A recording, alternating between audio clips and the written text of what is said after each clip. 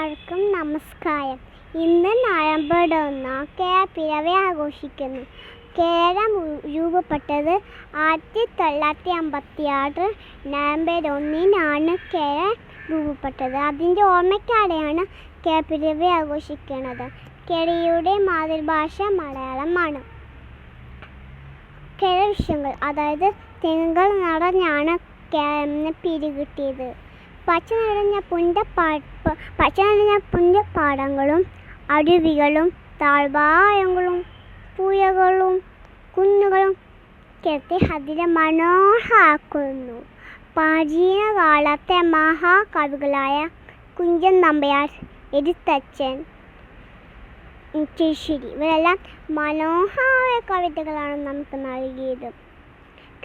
തെയ്യം, കഥകളി, വള്ളംകളി, തിരുവാതിരക്കളി ഇവയെല്ലാം കേരളത്തിൻ്റെ മാറ്റ് കൂട്ടുന്നു. എല്ലാവർക്കും നിങ്ങളുടെ ഹൃദയം നിറഞ്ഞ കേരളപ്പിറവി ആശംസകൾ.